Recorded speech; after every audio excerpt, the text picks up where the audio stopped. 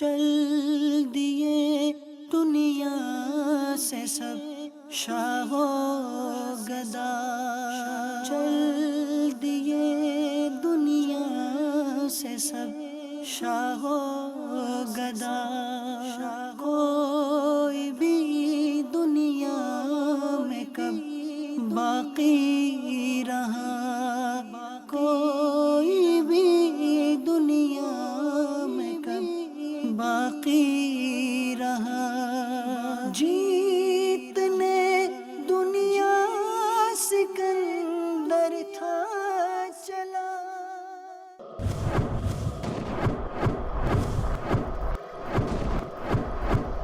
الحمدللہ رب العالمین، الصلاة والسلام على سید الانبیاء والمرسلین، اما بعد فاعوذ باللہ من الشیطان الرجیم، بسم اللہ الرحمن الرحیم۔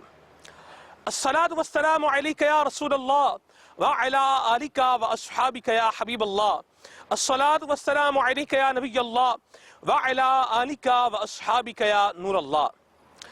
سلسلہ ہے ہوئے نامور بے نشان کیسے کیسے۔ کوئی بھی دنیا میں کب باقی رہا، کوئی بھی دنیا میں کب باقی رہا، جیتنے دنیا سکندر تھا چلا، جیتنے دنیا سکندر تھا چلا، جب چلا دنیا سے خالی ہاتھ تھا۔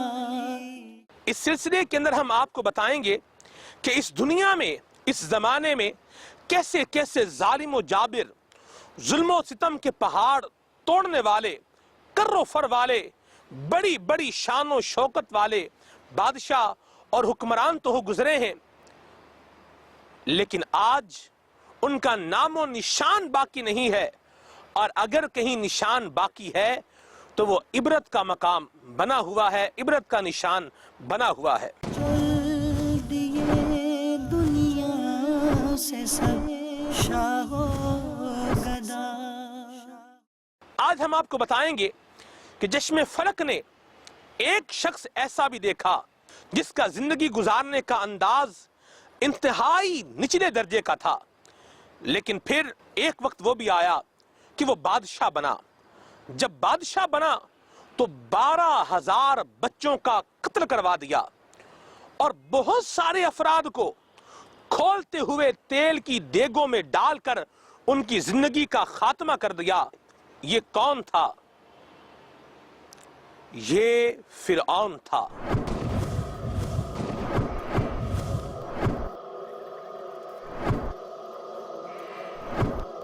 چل دیے دنیا سے سب شاہ و گدا، چل دیے دنیا سے سب شاہ و گدا۔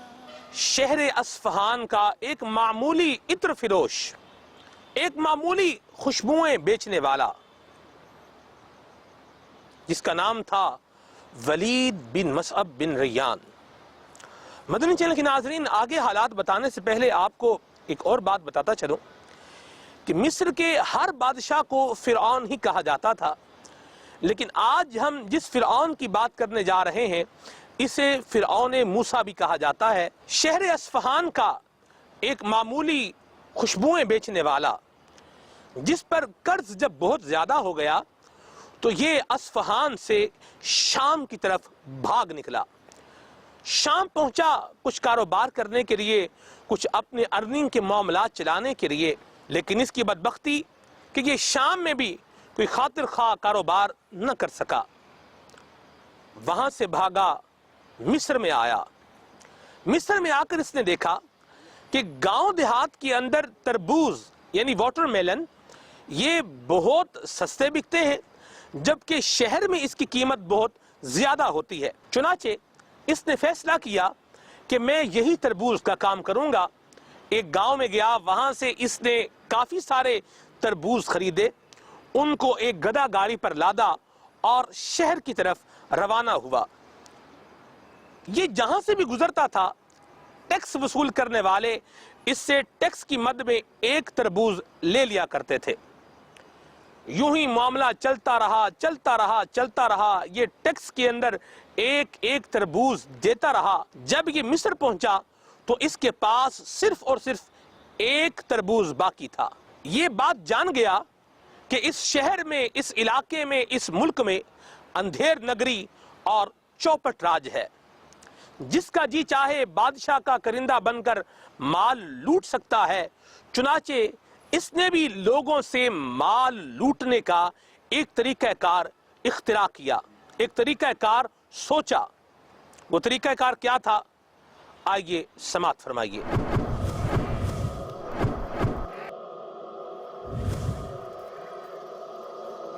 فرعون اپنے سفر کے دوران دیکھ چکا تھا کہ یہاں جنگل کا قانون ہے، جس کا جو چاہے، جس طریقے سے چاہے وہ لوگوں کا مال لوٹ سکتا ہے، دولت جمع کر سکتا ہے۔ چنانچہ اس نے اپنا ایک ذہن بنایا کہ میں قبرستان میں بیٹھ جاتا ہوں۔ فرعون قبرستان میں آ گیا اور قبرستان میں آ کر کے بیٹھ گیا، اور جو بھی وہاں پر اپنا مردہ دفن کرنے کے لیے آتا تھا یہ کہتا تھا کہ مجھے 5 درہم دو گے تو میں تمہیں یہاں پر مردہ دفن کرنے دوں گا، اگر درہم نہیں دو گے تو میں دفن نہیں کرنے دوں گا۔ بادشاہ نے یہ ٹیکس مقرر کیا ہے اور یہ ٹیکس تم کو دینا ہوگا۔ نظام چلتا رہا، دن گزرتے رہے، 1 مہینہ گزرا، 2 مہینے گزرے، 3 ماہ گزر گئے، اور ان 3 ماہ کے دوران فرعون کافی سارا پیسہ جمع کر چکا تھا۔ اللہ کا کرنا ایسا ہوا کہ ایک دن بادشاہ کا ایک قریبی آدمی مر گیا۔ اس کو دفنانے کے لیے جب قبرستان میں لے کر آیا گیا تو فرعون ویسے ہی موجود تھا اور کہہ رہا تھا کہ مجھے ٹیکس دو، 5 درہم دو گے تو مردہ دفن کرنے دوں گا، ورنہ دفن نہیں کرنے دوں گا۔ انہوں نے کہا کہ تمہیں یہاں کس نے مقرر کیا ہے، کس نے تمہاری ذمہ داری لگائی ہے؟ فرعون کہنے لگا کہ میں بادشاہ کی طرف سے یہاں پر اپوائنٹڈ ہوں، بادشاہ کی طرف سے مجھے یہاں پر تعینات کیا گیا ہے۔ چنانچہ انہوں نے فرعون کو گرفتار کیا اور بادشاہ کے پاس لے گئے۔ کوئی بھی دنیا میں کب باقی رہا۔ یہ بادشاہ کے دربار میں پہنچا اور بادشاہ سے کہنے لگا، ایک جھوٹی کہانی سنانے لگا۔ شروع سے ہی یہ جھوٹا بھی تھا، چالاک بھی تھا، دغا باز بھی تھا، اور مال غصب کرنے والا بھی تھا، ظالم بھی تھا۔ بادشاہ کے سامنے ایک جھوٹی کہانی سنانے لگا اور کہنے لگا، بادشاہ سلامت، میں نے یہ سارا کام اس لیے کیا ہے تاکہ میں آپ کو اس چیز کی خبر دے سکوں کہ آپ کی رعایا کے اندر جس کا جی چاہ رہا ہے وہ ظلم کر رہا ہے اور مال بنا رہا ہے، دولت اکٹھی کر رہا ہے۔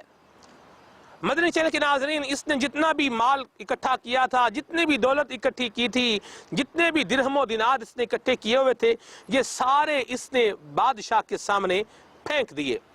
چونکہ یہ شروع سے ہی چال باز تھا اور دغا باز بھی تھا، شاطر دماغ والا تھا، لہذا اس نے یہ سارے معاملات دکھا کر بادشاہ کو اپنا زیر اثر کر لیا، بادشاہ پر اپنی دھاک بٹھا دی، اور بادشاہ سے کہنے لگا کہ آپ ایسا کیجئے، آپ رعایا کے اندر انصاف اور عدل قائم کرنے کی ذمہ داری مجھے دے دیجئے، میں اس سارے نظام کو درست کر دوں گا۔ بادشاہ نے بات مانی اور اس کو رعایا کے اندر قانون نافذ کرنے کی ذمہ داری دے دی گئی۔ اس نے ایسا نظام بنایا کہ بادشاہ کو بھی راضی کر دیا اور رعایا کو بھی خوش کر دیا۔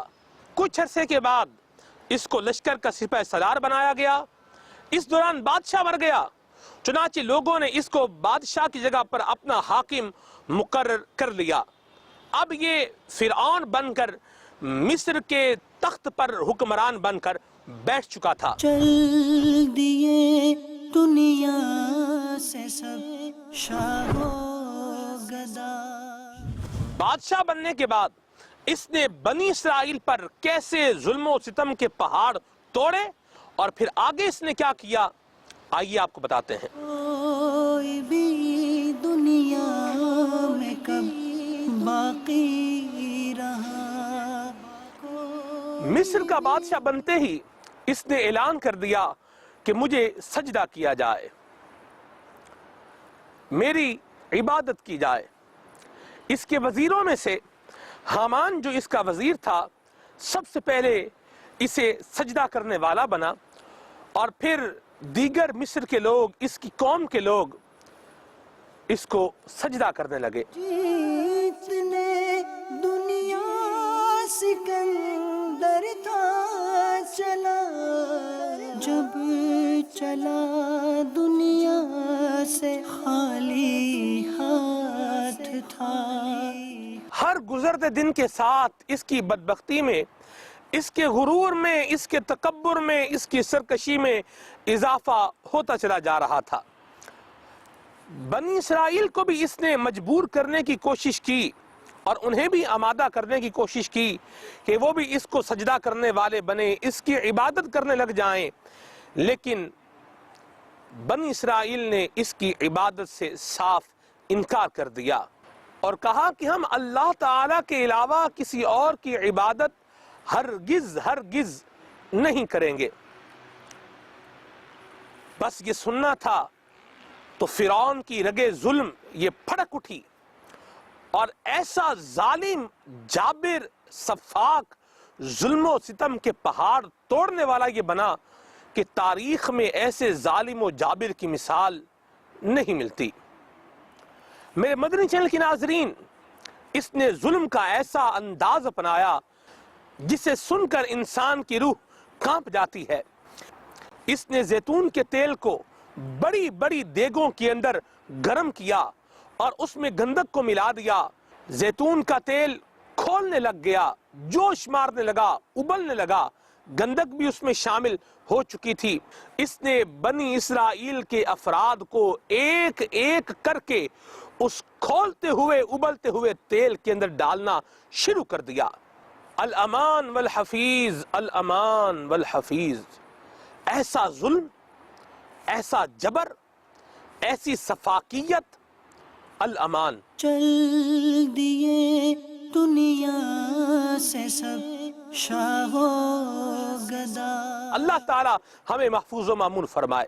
اس نے اپنا یہی انداز جاری و ساری رکھا تو اس کے وزیروں نے اس کو مشورہ دیا کہ تم جس طریقے سے بنی اسرائیل کے مردوں کی نسل کشی کر رہے ہو، ان کی نسل کو ختم کر رہے ہو، ایک وقت ایسا آئے گا کہ ہمارا خدمتگار کوئی نہیں رہے گا۔ چنانچہ یہ بنی اسرائیل کو کھولتے ہوئے تیل میں ڈالنے سے رک گیا۔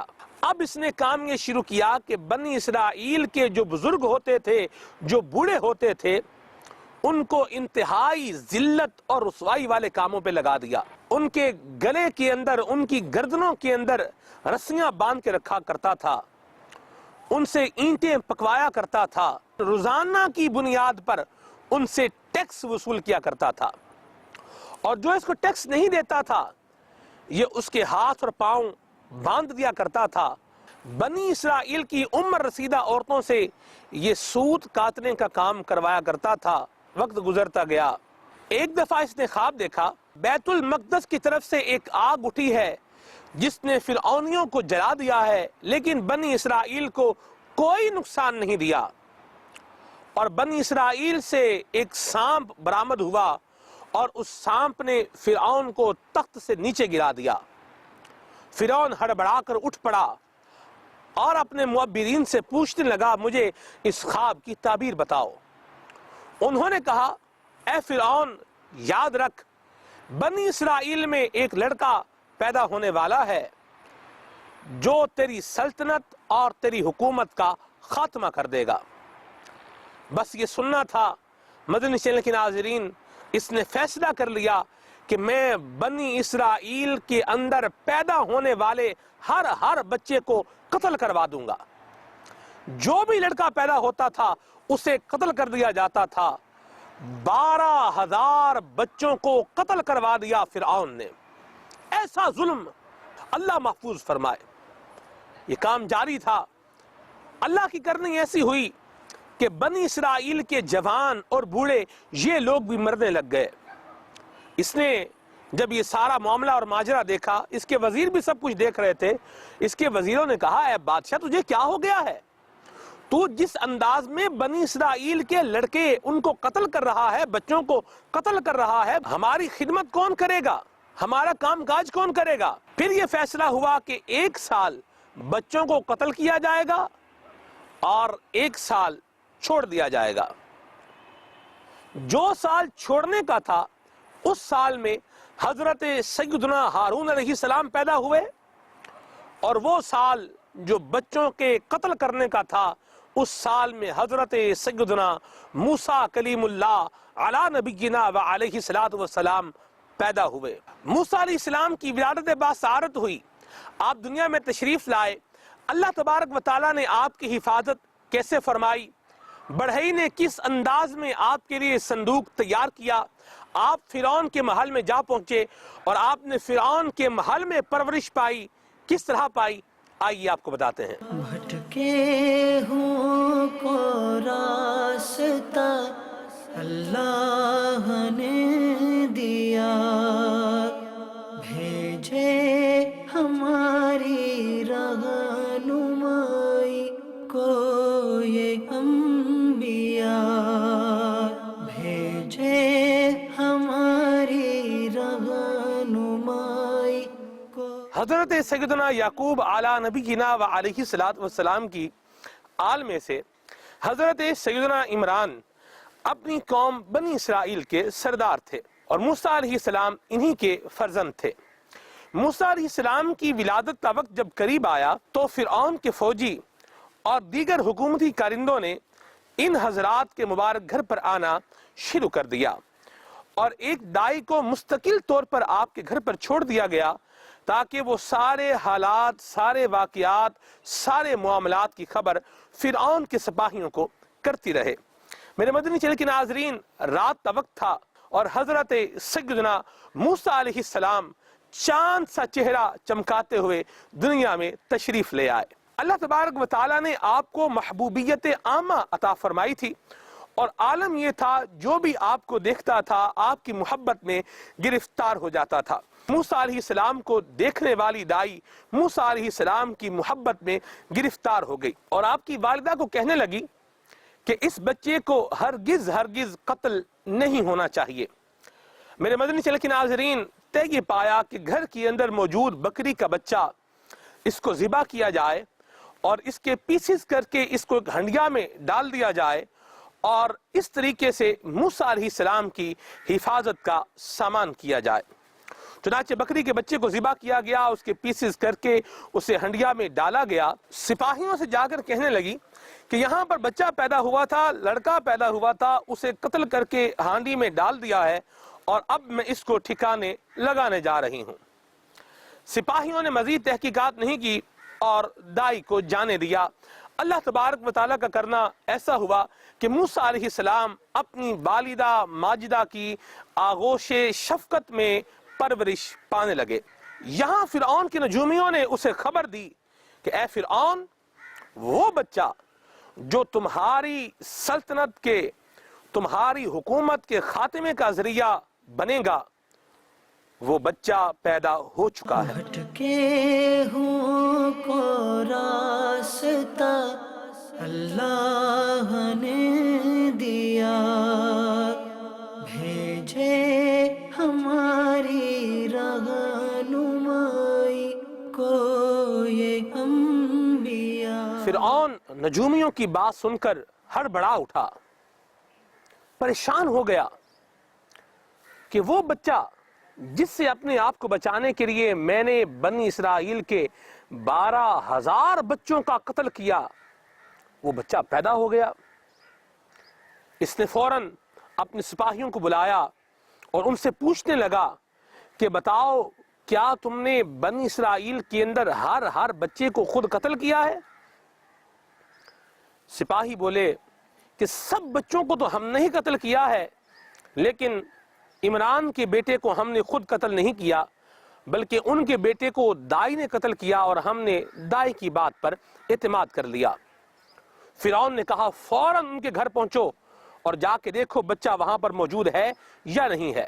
فرعون کے فوجی دوڑتے ہوئے حضرت موسیٰ علیہ السلام کے گھر پر پہنچے، فوراً گھر میں داخل ہوئے۔ موسیٰ علیہ السلام اپنی ہمشیرہ محترمہ کی گود میں تھے۔ آپ کی ہمشیرہ نے جب یہ سارا ماجرا دیکھا تو آپ کو فوراً تنور میں ڈال دیا۔ فرعون کے سپاہی سارے گھر کی تلاشی لیتے رہے لیکن موسیٰ علیہ السلام کو تلاش نہ کر سکے۔ فانوس بن کے جس کی حفاظت ہوا کرے، فانوس بن کے جس کی حفاظت ہوا کرے، وہ شمع کیا بجھے جسے روشن خدا کرے۔ آپ کی والدہ نے آپ کی ہمشیرہ سے کہا آپ کا بھائی کہاں ہے؟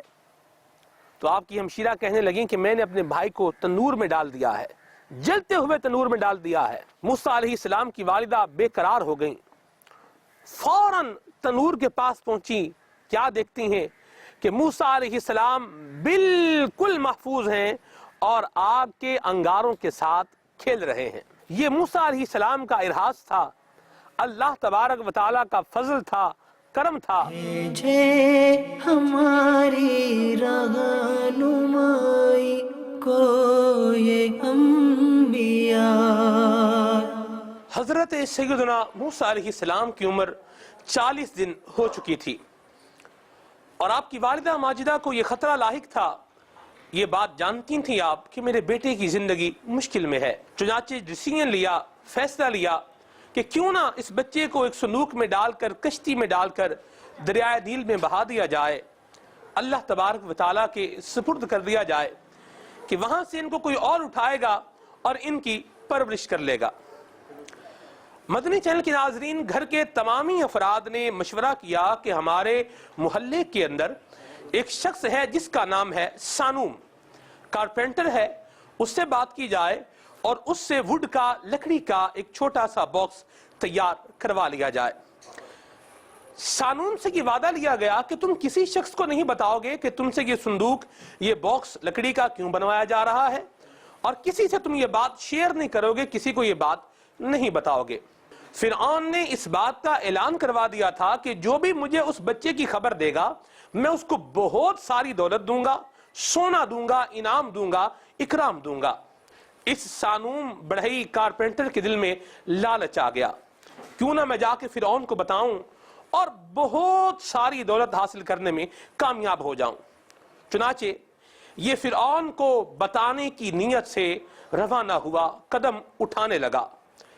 جو ہی موسیٰ علیہ السلام کے گھر سے باہر پہنچا، تخنوں تک زمین میں دھنس گیا اور ہاتف غیبی سے آواز آئی کہ اگر تو فرعون کو بتانے کے لیے جائے گا، اس ارادے کو نہیں چھوڑے گا تو تجھے زمین کے اندر دھنسا دیا جائے گا۔ فوراً توبہ کرنے لگا اور اپنے ارادے سے باز آ گیا، میں ایسا نہیں کروں گا۔ موسیٰ علیہ السلام کی والدہ ماجدہ سے کہنے لگا کہ مجھے اس پاکیزہ اور نیک بچے کی زیارت کروائیے کہ میں اس کی زیارت سے اپنی آنکھوں کو ٹھنڈا کروں۔ چنانچہ یہ موسیٰ علیہ السلام کے پاس آیا اور آ کر آپ کی زیارت سے اپنی آنکھوں کو ٹھنڈا کرنے لگا، اپنی آنکھیں موسیٰ علیہ السلام کے مبارک قدموں سے لگانے لگا، اور یہی وہ پہلا شخص تھا جو موسیٰ علیہ السلام پر ایمان لے کر آیا تھا۔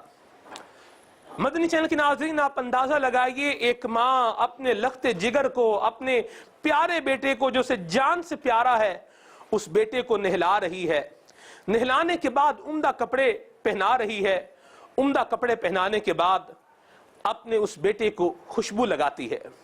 خوشبو لگانے کے بعد اس باکس کو، لکڑی کے باکس کو واٹر پروف بنانے کے لیے اس میں ڈامر لگائی جاتی ہے، اور پھر حضرت سیدنا موسیٰ علیہ السلام کو اس باکس میں رکھ کر دریائے نیل میں اللہ تبارک و تعالیٰ کے سپرد کر دیا جاتا ہے۔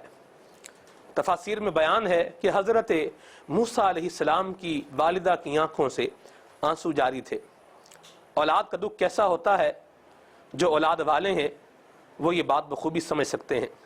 بہرحال اللہ کی قضا پر، اللہ کے فیصلے پر راضی تھے۔ دریائے نیل میں جب موسیٰ علیہ السلام کا باکس جو ہے وہ تیرتا جا رہا تھا تو آپ کی ہمشیرہ جن کا نام مریم تھا وہ اس کی نگہبانی کر رہی تھیں، اس کو دیکھ رہی تھیں۔ دریائے نیل سے ایک نہر بنائی گئی تھی جس کا نام تھا عین الشمس، اور وہ نہر فرعون کے باغ کی طرف جاتی تھی۔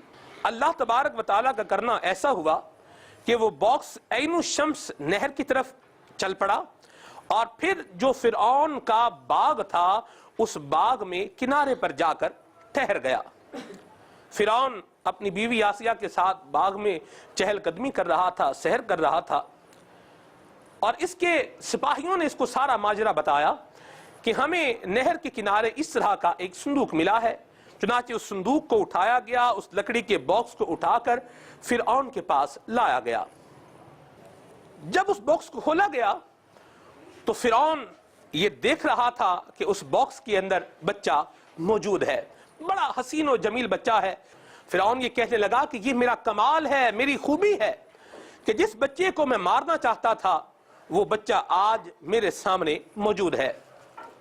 چونکہ اللہ تبارک و تعالیٰ نے موسیٰ علیہ السلام کو بہت حسین بنایا تھا اور آپ بہت خوش شکل بھی تھے، موسیٰ علیہ السلام بڑے حسین و جمیل تھے، تو فرعون کی بیوی آسیہ کے دل میں موسیٰ علیہ السلام کی محبت جاگزیں ہو گئی، محبت پیدا ہو گئی، اور وہ کہنے لگیں کہ تو کیوں اس بچے کو قتل کرنا چاہ رہا ہے؟ یہ بچہ بنی اسرائیل کا معلوم نہیں ہوتا، نہ جانے کہاں سے آ رہا ہے، میرے پاس کوئی بیٹا نہیں ہے، میں اس کو اپنا بیٹا بنا لیتی ہوں۔ فرعون آسیہ کی بات سن کر قتل کے ارادے سے باز آ گیا۔ چنانچہ موسیٰ علیہ السلام فرعون کے محل میں پہنچ گئے، دودھ پلانے کا مرحلہ درپیش ہوا تو موسیٰ علیہ السلام نے کسی بھی دائی کا دودھ نہیں پیا۔ موسیٰ علیہ السلام کی والدہ کو جب اس بات کی خبر ہوئی کہ موسیٰ علیہ السلام تو فرعون کے محل میں پہنچ گئے ہیں، تو آپ کی والدہ پریشان ہو گئیں اور دل بے قرار ہو گیا۔ اللہ تبارک و تعالی نے موسیٰ علیہ السلام کی والدہ کے دل میں القاء فرمایا، ڈرو نہیں، غم نہیں کرو، ہم تمہارا بچہ تمہیں لوٹا دیں گے۔ مدنی چینل کے ناظرین، چھوٹا بچہ ظاہر سی بات ہے ماں کا دودھ پیتا ہے، اور موسیٰ علیہ السلام کو بھی دودھ پلانے کے لیے مختلف دائیاں بلوائی گئیں، لیکن موسیٰ علیہ السلام نے کسی کا دودھ نہیں پیا۔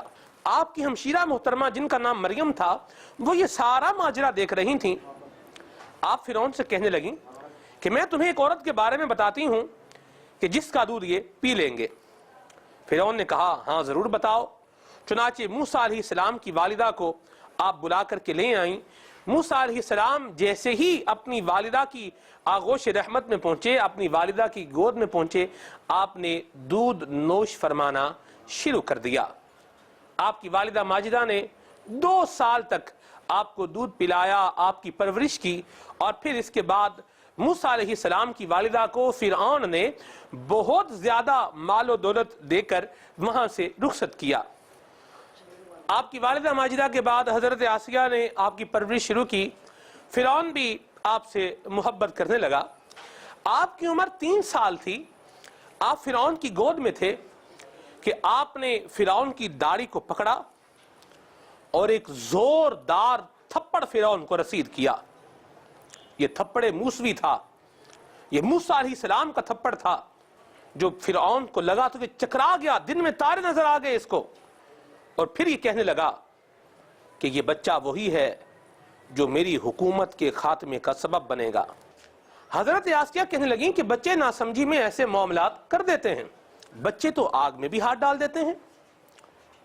چنانچہ فرعون نے کہا ٹھیک ہے، ایک تشت کے اندر آگ رکھی جائے، انگارے رکھے جائیں، ایک تشت کے اندر پھول رکھے جائیں، دیکھتے ہیں یہ بچہ کس کو اٹھاتا ہے، انگارے کو اٹھاتا ہے یا پھول کو اٹھاتا ہے۔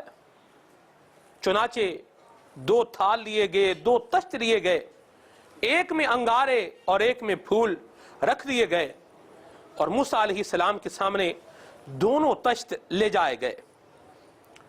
موسیٰ علیہ السلام پھولوں کی طرف ہاتھ بڑھانا چاہتے تھے، لیکن جبریل امین علیہ السلام نے آپ کا دست مبارک پکڑا اور آپ نے ایک انگارہ جو ہے وہ لیا اور اپنے منہ میں رکھ لیا۔ پھر فرعون کو اس بات کا یقین ہو گیا کہ میں جو ساری چیزیں سوچ رہا تھا وہ درست نہیں تھیں۔ موسیٰ علیہ السلام کا روب بہرحال فرعون کے دل میں پیدا ہو چکا تھا، کیونکہ آپ نے بہت ساری خلاف عادت چیزیں فرعون کے دربار میں گویا کہ اپنے مبارک انداز سے کر کے دکھائیں۔ موسیٰ علیہ السلام نے فرعون کے محل کے اندر مرغ سے تسبیح پڑھوائی اور ایک مرتبہ آپ نے مرغ کو زندہ بھی کر دیا، وہ جس کا گوشت کھایا جا چکا تھا اس مرغ کو آپ نے زندہ بھی کر دیا۔ حضرت موسیٰ علیہ السلام اللہ تبارک تعالیٰ کی رحمت سے فرعون کے محل میں رہے، وہاں پرورش پاتے رہے، آپ کی زندگی کے دیگر کئی ادوار بھی گزرے، اور پھر ایک موقع وہ آیا کہ آپ فرعون کے دربار میں اللہ کے نبی بن کر موجود تھے۔ آپ نے فرعون کو اللہ تبارک و تعالیٰ کا پیغام دیا، فرعون نے اسے ماننے سے انکار کیا، بنی اسرائیل پر ظلم و جبر میں اضافہ کیا۔ چل دیے دنیا سے سب شاہ و گدا، چل دیے دنیا سے سب شاہ و گدا۔ فرعون کو موسیٰ علیہ السلام نے اللہ تعالیٰ کی نشانیاں دکھائیں، لیکن فرعون اور اس کے حواری ماننے سے انکاری رہے، بات نہیں مانی۔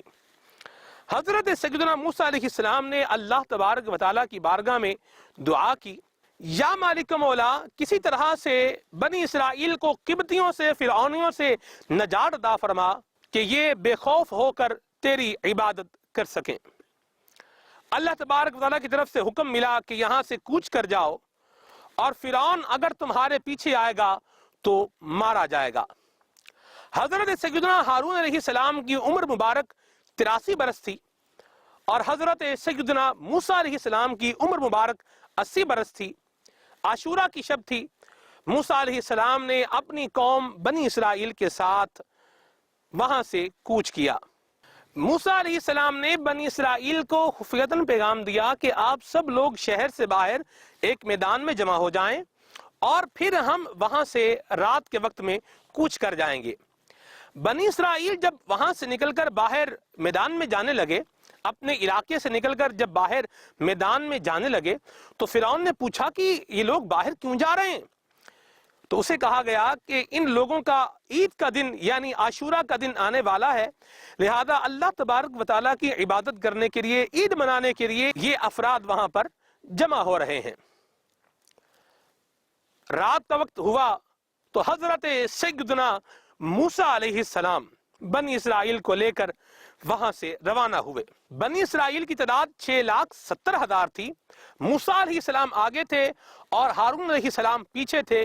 یوں یہ سارے افراد وہاں سے رات کے وقت میں روانہ ہو گئے۔